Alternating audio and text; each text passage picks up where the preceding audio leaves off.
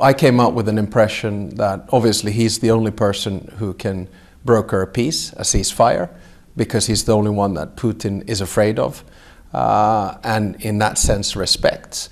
And, we were talking a lot about the ceasefire and the frustrations he had that Russia was not committing to it. Because, of course, we're in a situation whereby the US has proposed a full ceasefire, now a partial one. Ukraine has accepted it and Europe has backed it. And there's only one country which is putting on new conditions, typical Russian. So, yes, there was a combination of impatience and a tad of frustration.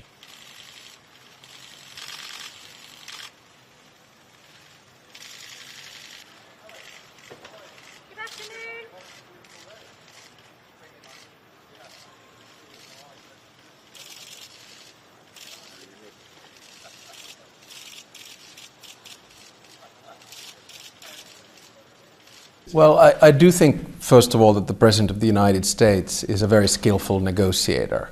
And he's trying to find the right balance. And it's always about a balance. But I would be very distrustful. And my message to President Trump when he asked, can I trust Putin, was, no, you can't.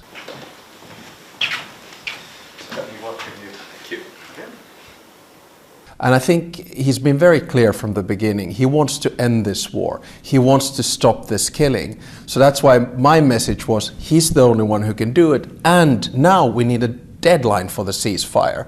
And for me, the deadline would be the 20th of April, when he's been in office for 3 months. Hospitality already at this stage. I, of course, feel a little bit left out in our family because 75. I think we see these challenges in the same way, through the same. I think one of the main priorities of the President of the United States is to get peace in Ukraine, and as a matter of fact, also in the Middle East, and he's working towards that. Of course, his methods are a little bit different from what we are used to in diplomacy. But having said all of that, the war has been going on for 3 years now, and finally we're getting to a point where we're talking about a ceasefire, we're agreeing on ceasefires, we're talking about peace negotiations. I think we need a colossal amount of sanctions on the 20th of April if the Russians don't abide by the ceasefire. On Saturday, and we continue the conversation today and try to find solutions together. But I think Finland and the UK